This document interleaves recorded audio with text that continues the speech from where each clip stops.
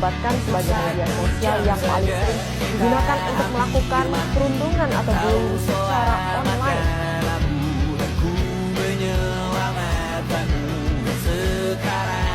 Stop cyberbullying.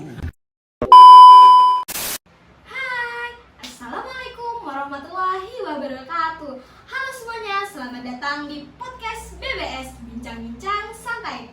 Pada podcast kali ini, kita akan membahas tentang cyberbullying di sekolah. Tentunya dengan cara yang mudah dipahami dan pastinya menyenangkan.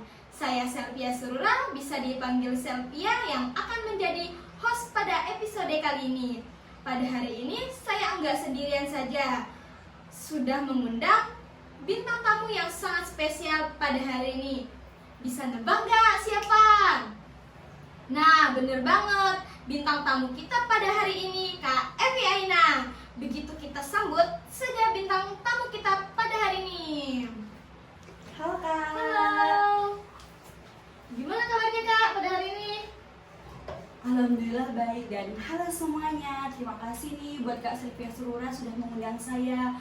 Senang sekali bisa berdiskusi tentang isu-isu yang mungkin hangat ya lagi diperbincangkan ke orang-orang. Ini khususnya kepada anak sekolah dan kerja itu biasanya itu ya di anak sekolahan sih dan lingkungan sekitar kita.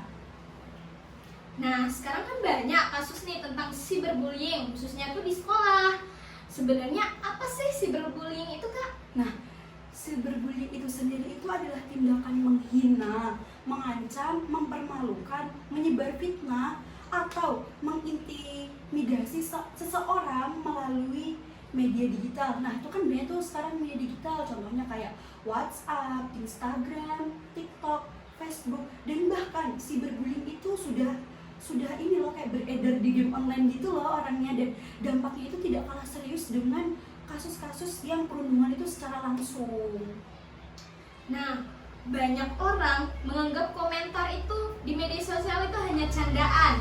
Menurut kakak nih, apakah semua candaan bisa disebut cyberbullying? Nah, kalau menurut aku tuh tidak semuanya, karena jika candaan tersebut itu dilakukan secara berulang dan membuat seseorang atau korban itu tadi itu merasa takut, malu, tertekan atau dirugikan, itu maka itu sudah termasuk kayak cyberbullying gitu loh Kak. Kayak contohnya nih, kan kadang ada nih kalau kita nemuin di komentar tuh kayak kan cuman bercanda, kan cuman jokes gitu loh, dan kayak sering terjadi alasan untuk orang-orang ngomong itu tadi tuh itu untuk mereka tuh menghindari dari pertanggungjawaban tersebut. Padahal korban itu tuh bisa mengalami stres, kehilangan rasa percaya diri, dan bahkan tuh bisa korban itu mengalami depresi Kak.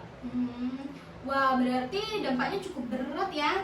Apakah ada data yang menunjukkan bahwa kasus ini memang banyak terjadi?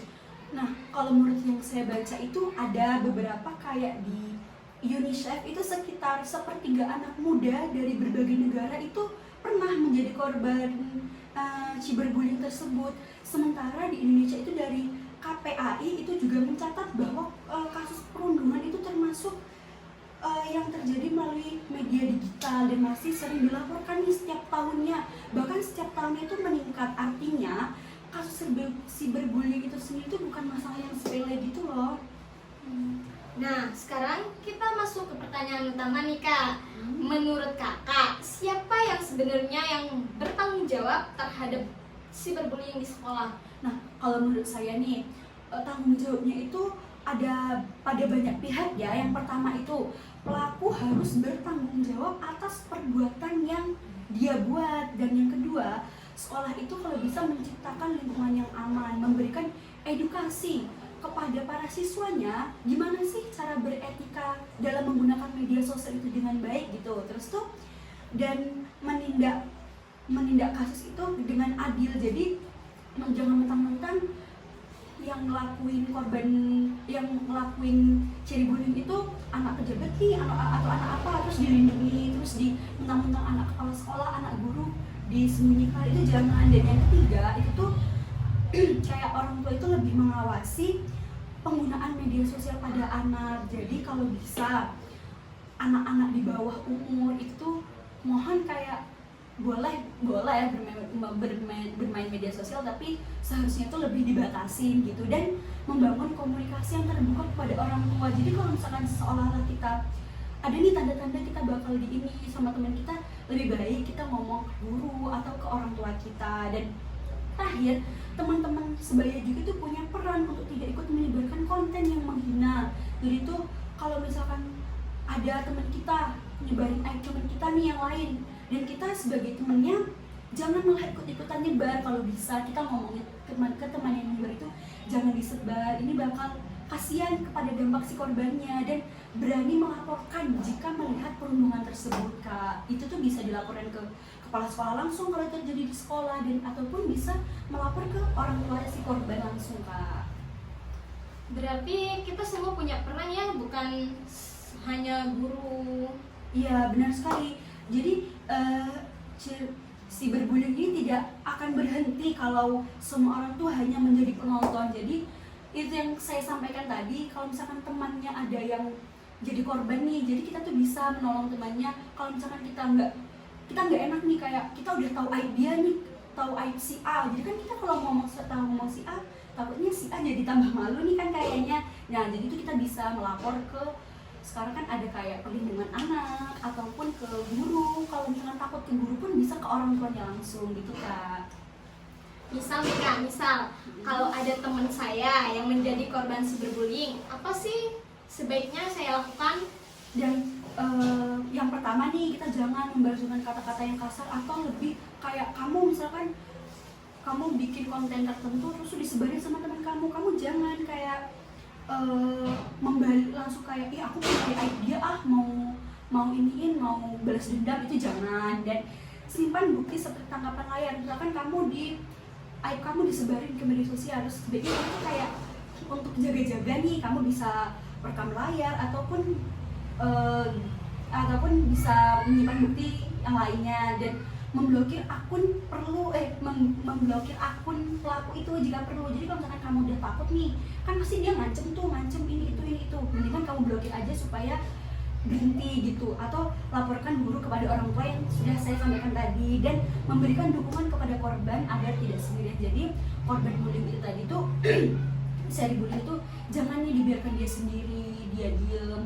Tahu kalau misalkan dia ini lagi kesusahan, kita sebagai temannya itu lebih kayak nemanin, diajak cerita dia baik, itu kayaknya bakal membuka ini dia deh, kayak dia bakal cerita tentang apa yang dia rasain gitu, Kak.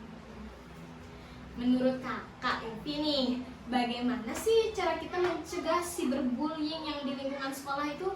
Nah, sekolah itu bisa mengadakan sosialisasi tentang literasi digital, membuat aturan yang jelas mengenai penggunaan media sosial dengan baik dan benar, menyediakan layanan konseling, dan membangun budaya saling menghargai. Dan media sosial itu kan kalau kita pergunakan dengan baik bisa malah menghasilkan cuan loh. Kayak contohnya kita bisa jualan lewat TikTok, Instagram, kan daripada kita nyebarin hal-hal yang tidak penting dan tidak bermanfaat bisa merugikan orang lain, kan kita malah bisa menghasilkan cuan dong dari media sosial itu tersebut.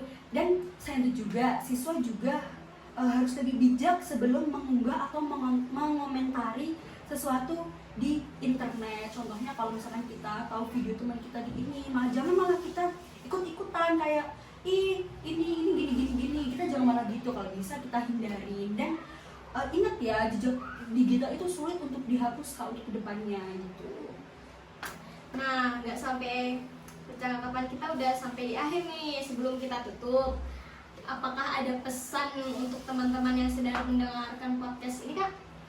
Nah, saya ingin mengajak semua teman-teman untuk lebih bijak menggunakan media sosial sebelum mengetik komentar ataupun mengirim sebuah pesan.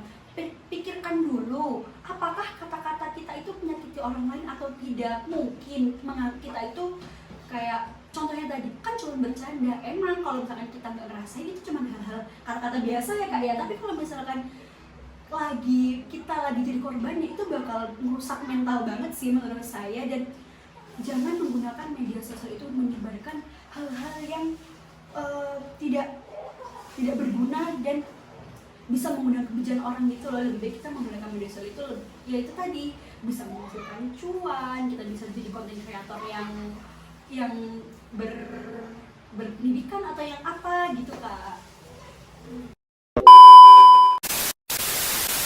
Nah, terima kasih banyak atas penjelasannya Kak Evi Aina. Sepertinya segitu saja ya pembahasan kita untuk cyberbullying pada episode kali ini. Terima kasih untuk Kak Evi Aina karena sudah meluangkan waktunya pada hari ini. Jadi demikian podcast kali ini. Semoga apa yang telah disampaikan jadi inspirasi dan untuk kedepannya kita bisa lebih bijak lagi untuk menggunakan media sosial. Dan semoga tiap tahunnya cyberbullying tidak terjadi lagi di sekolah maupun di lingkungan kita sehari-hari. Bagi siapapun yang menonton video kali ini, jadi jangan lupa untuk terus belajar. Dan sampai jumpa di episode berikutnya. Wassalamualaikum.